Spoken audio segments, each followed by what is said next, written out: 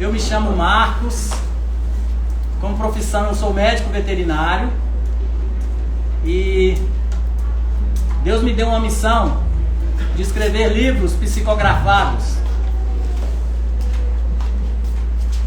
Eu sou escritor de livros psicografados fazem 15 anos. A gente publica os livros,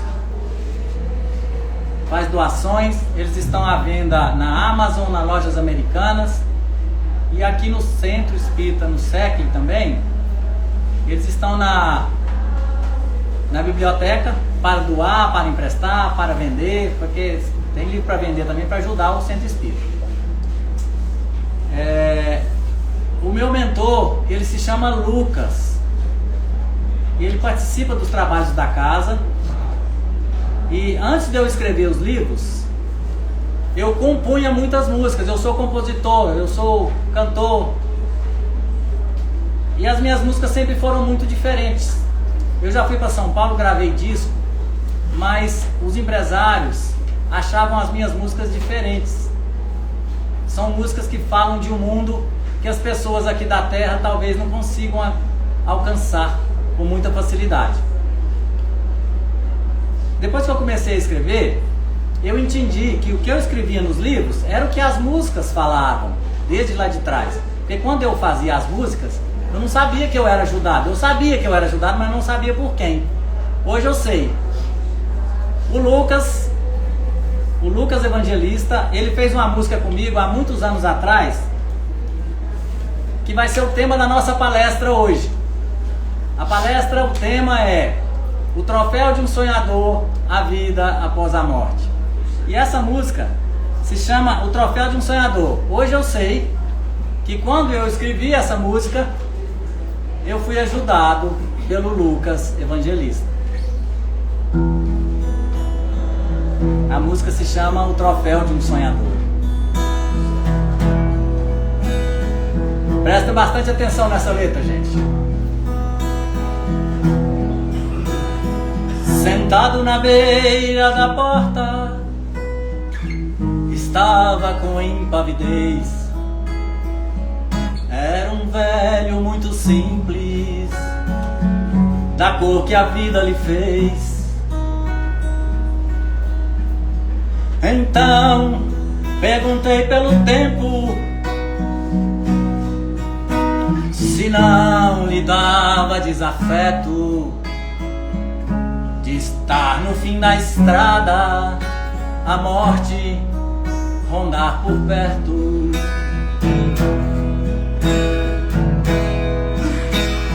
Certo que teve um sonho que lhe trouxe lucidez. Num paraíso distante ele vivia outra vez. Me disse falando baixinho: meu filho, não chores por mim, se estou partindo agora. A vida é viagem sem fim.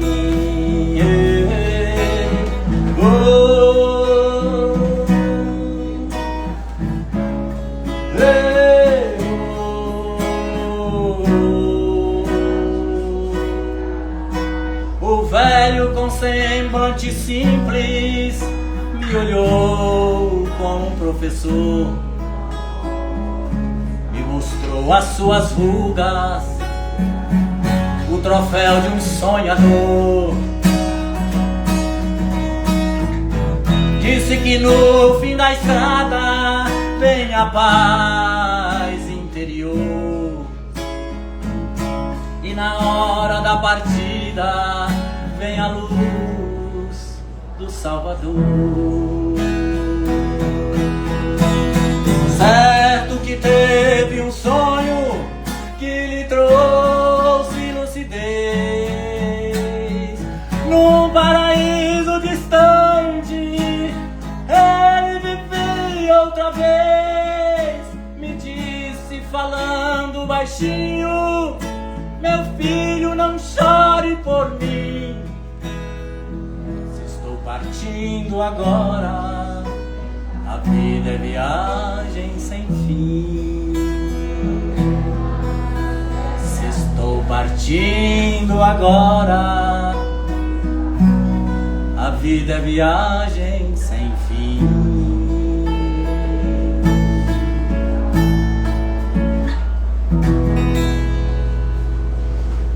Troféu de um sonhador.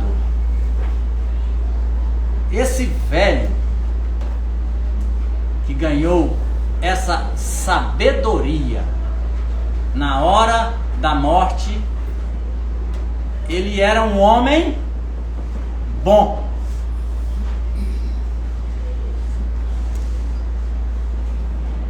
Jesus Cristo nos disse: dai-vos e ser-vos-á dado. Quando eu era mais jovem, eu sou médico veterinário, eu convivi com alguns fazendeiros.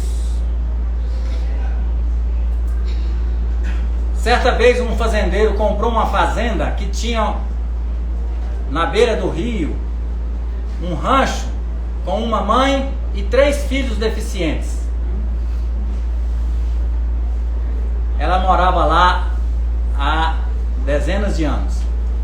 Esse fazendeiro comprou essa fazenda e implicou com essa mulher e com esses filhos, dizendo: essa terra é minha.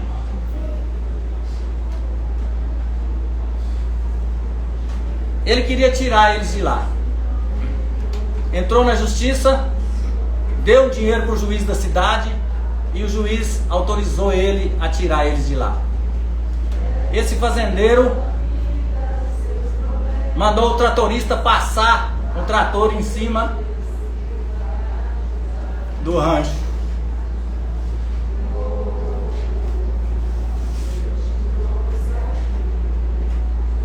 Um ano e 4 meses depois, esse fazendeiro sentiu uma dor no abdômen.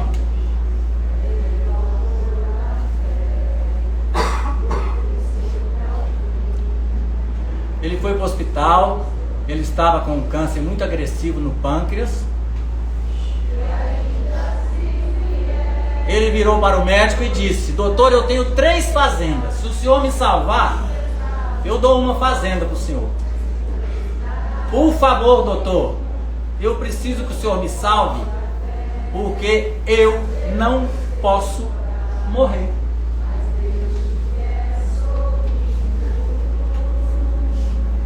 Por que ele sabia que ele não podia morrer? Porque ele sabia de seus erros. Todos nós sabemos, estão localizados dentro do nosso perispírito.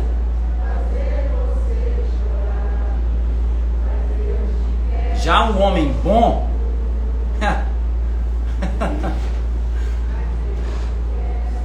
é a música, né?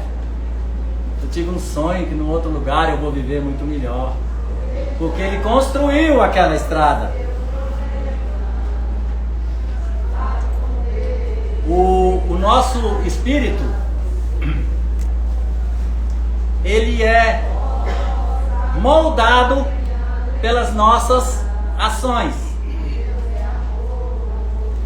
A encarnação não tem, propriamente falando, limites nitidamente traçados.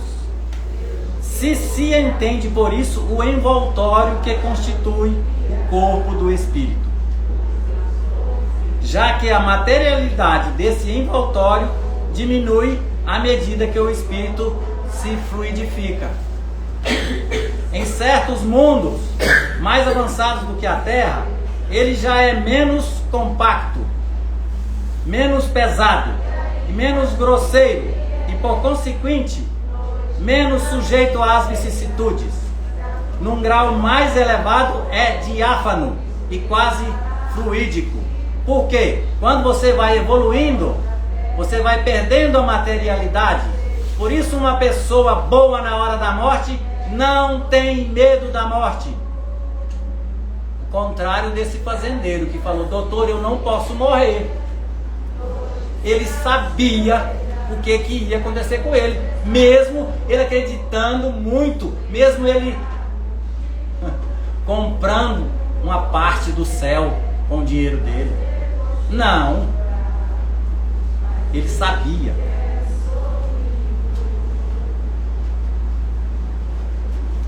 De grau em grau, o nosso perispírito se desmaterializa e acaba por se confundir com o corpo. Segundo o mundo, a que o espírito é chamado a viver, esse torna um envoltório apropriado à natureza desse mundo. Então a gente vai evoluindo. O próprio perispírito suporta transformações sucessivas. Ele se eteriza cada vez mais até a depuração completa que constitui os espíritos puros. Se mundos especiais são destinados como estações aos espíritos muito avançados, esses não estão ligados ali como nos mundos inferiores.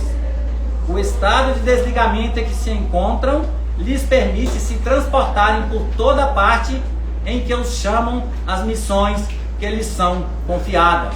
O espírito, quando ele está no mundo superior, ele não é ligado àquele mundo. Ele pode voar. Por isso, os mentores estão aqui na Terra para nos ajudar. Eles não precisam de estar aqui. Eles são missionários, porque eles podem ficar lá. Mas quanto mais a gente ganha em amor,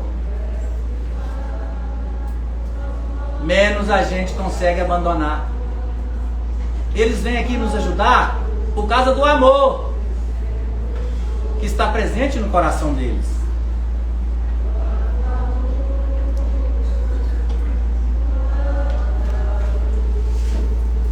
Se considera a encarnação sob o ponto de vista material, como ocorre sobre a Terra, se pode dizer que ela é limitada aos mundos inferiores, depende do espírito, por consequente dela se livrar mais ou menos rapidamente, trabalhando pela sua depuração. Deve-se considerar também que no estado errante, quer dizer, nos intervalos das existências corporais, a situação do espírito está em relação com a natureza do mundo ao qual o liga, seu grau de adiantamento, que, assim na erraticidade, ele é mais ou menos feliz, livre e esclarecido, segundo seja mais ou menos desmaterializado. Essa matéria que nos prende aqui,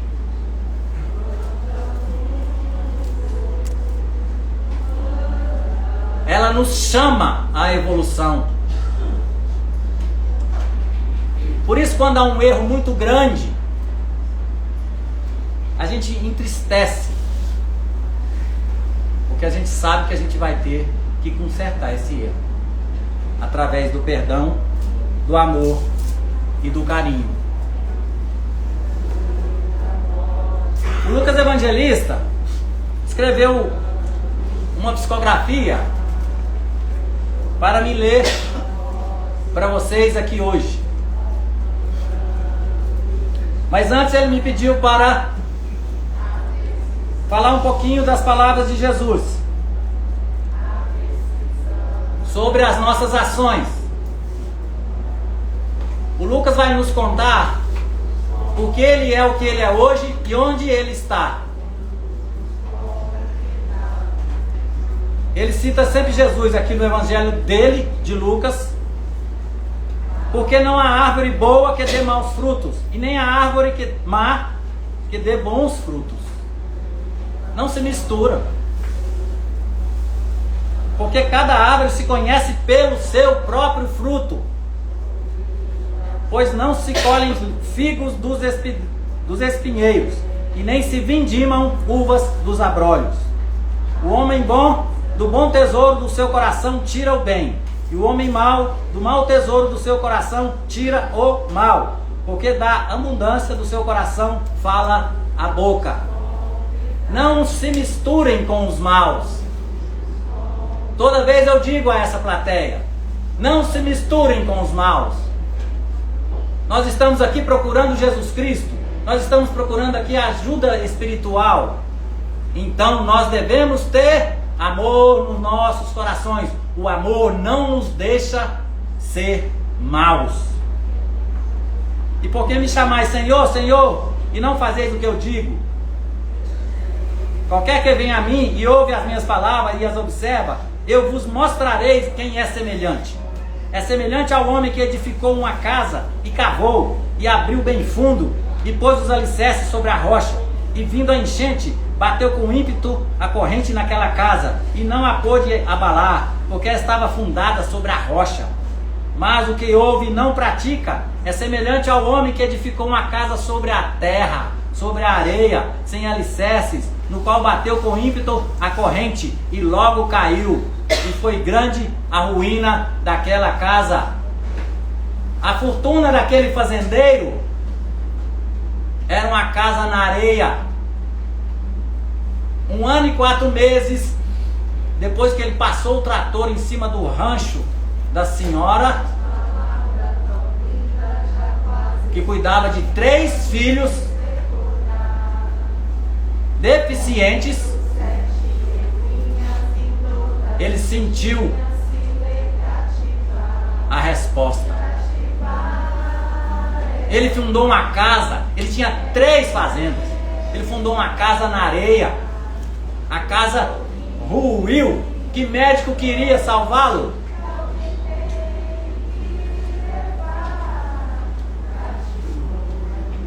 Lucas Evangelista, falando com vocês, prestem bastante atenção. Lucas Evangelista falando com vocês. Ele vai contar para vocês agora quem ele é e por que ele é. Meus lindos filhos, meus amigos de caminhada, eu me chamo Lucas Evangelista. Eu tenho uma lembrança amigável da primeira vez que eu me vi, da primeira vez que eu me lembro de mim. Eu morava em um lugar onde tudo era vermelho. As florestas eram vermelhas, a água era vermelha, até a nossa pele era vermelha. Vivia em uma sociedade muito rústica e atrasada. Nós já possuímos amor, mas éramos muito limitados em nossas ações de amor e em nossos pensamentos. Um dia eu morria e voltava, e morria e voltava, até que um belo dia eu nasci em um lugar muito parecido com a nossa terra. Nessa nova morada eu observei que as florestas eram verdes, lindas e maravilhosas, florestas cortadas por rios caudalosos e esverdeados. Esse lugar era muito parecido com a terra, né? Florestas verdes, lindas e maravilhosas. Nesse local eu me sentia muito poderoso com as minhas mãos. Eu possuía o dom de curar pessoas com o toque das minhas mãos. Lucas Evangelista. Para o meu desespero, eu fui gerado por um pai que era o rei do lugar. Ele era um rei muito mau. Escravizava homens, escravizava mulheres para satisfazer o seu instinto animal. E saibam vocês, ele foi levado à beira da morte por suas maldades, como o nosso fazendeiro. No seu leito de morte, me pediu para que eu, seu filho, o salvasse com o poder de minhas mãos. Ele sempre sugou o poder de minhas mãos para se manter vivo. Eu não assimilei. Eu o derrotei. Eu, raivoso, acabei por ajudar a destruir aquele homem. Eu o matei. Como eu era príncipe, eu o matei. Como eu era príncipe, tomei o seu lugar no trono. Me tornei um rei destemido e sem propósitos. Um rei mau. Pensava só em mim. Perdi o poder das minhas mãos. Morri. Fui rebaixado após a minha morte. Este planeta onde eu estava possui 2 sóis, lindos, redondos e brilhantes. Quando eu morri, eu não conseguia mais observar os 2 sóis e seu brilho cintilante. Fiquei preso em mim mesmo. Fiquei preso na minha raiva. Eu sempre fui um sonhador. Eu sempre sonhei em ser feliz. Eu sempre sonhei em brilhar como a luz. Mas eu fiquei preso em mim mesmo. No pegajoso umbral do planeta de 2 sóis, eu fiquei preso por uma eternidade. Eu estava preso no pus, no frio, no mau cheiro das bicheiras, na escravidão da dor, na escravidão da dor existencial. Fiquei muito tempo nesse lugar, muito tempo mesmo, tanto tempo que o planeta e sua população evoluíram no amor de Jesus Cristo. Jesus está em todos os universos, inclusive nesse planeta. Seu povo andava pelas ruas. Tanto tempo eu fiquei preso que o planeta e a sua população evoluíram no amor de Jesus Cristo. Seu povo, lá nesse planeta, andava pelas ruas altivos, felizes, sorridentes, quintessenciados, perdoados entre si, em passeios largos e refrigerados pelos 2 sóis mornos daquele lugar. Não possuíam mais dentes, cabelos, apêndice, garras e unhas. Eles evoluíram. Como eu disse lá no começo, eles estavam perdendo a materialidade pela evolução. Uma coisa muito interessante que ele disse aqui, eles andavam pelos passeios nesse planeta perdoados entre si. Isto é a maior evolução. Esta é a maior evolução. Não possuíam dentes, cabelos, apêndice, garras e unhas. Eu estava preso no umbral. Eu não estava lá, eu estava preso no umbral. Em uma estação de misericórdia, fui colocado em um apetrecho espiritual. Foi retirado do umbral e o colocaram em um apetrecho espiritual. Parecia uma nave espiritual. Ele não entendeu onde é que ele estava. Apetrecho é demais, né? Fui levado a um planeta rústico chamado Terra. Nasci na Terra em uma época de tecnologia inexistente. Sofri muito em meus primeiros nascimentos, mas uma libélula voadora que não sabia da minha mente me ajudava constantemente. Essa libélula do sonho me ajudava em todas as minhas batalhas. Era o troféu de um sonhador. Eu senti que eu tinha uma ajuda por uma borboleta, uma libélula que me rondava o tempo inteiro. Eu continuava sonhador, sonhava com a luz, sonhava com Jesus. Em diversas vidas de sofrimento me apeguei a este sonho. Consegui evoluir, até que nasci homem na Babilônia. Babilônia antiga, onde se cultivavam os prazeres terrenos. Os mesopotâmios da época da Babilônia acreditavam que após a morte, o ser humano iria fundamentalmente para o sofrimento eterno, em uma região mal dirigida, presente nos confins dos abissais. Assim, eles acreditavam que deveriam aproveitar ao máximo os prazeres da vida material. Prestem atenção, os babilônios acreditavam que deveriam aproveitar o máximo dos prazeres da vida material, porque depois eles iriam para os confins dos abissais de qualquer maneira. Não é assim. E a Babilônia, cidade às margens do Eufrates, foi o contratempo da absorção dos prazeres materiais. Eu vivi ali por 2 vidas, intercaladas em apenas 30 anos uma da outra. Eu fui nessas 2 vidas um homem de bem, respeitando e abafando meus desejos carnais, tão exuberantes nessa época. Era quase um bicho, uns desejos carnais exuberantes. Mas foram anos de batalha interior, na contenção interna do eu posso, mas eu não faço. Esta, meus irmãos, é uma frase milagrosa. Eu posso, mas eu não faço. quando se vence uma má tendência de prazeres terrenos, se vence a vida, se vence a dor. Quando nos libertamos de nossos incríveis defeitos, em benefício do aperfeiçoamento interno, nós somos incrivelmente convidados à vitória da luz. Já pensaram nisso? Serem convidados à vitória da luz? Libertando de nossos incríveis defeitos.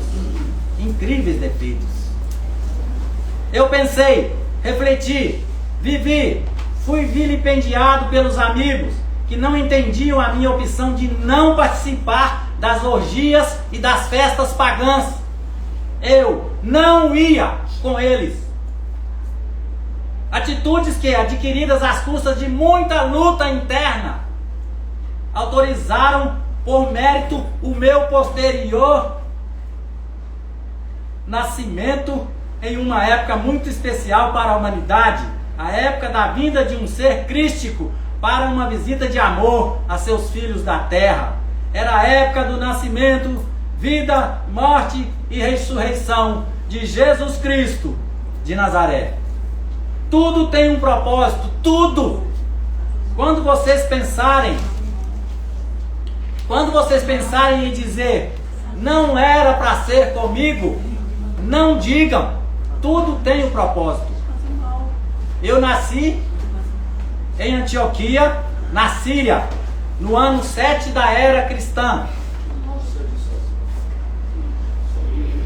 Por causa de minha evolução espiritual, que ocorreu em menos de 2 nascimentos na Babilônia, 2 testes vencidos, eu fui designado por Jesus Cristo a escrever um de seus evangelhos.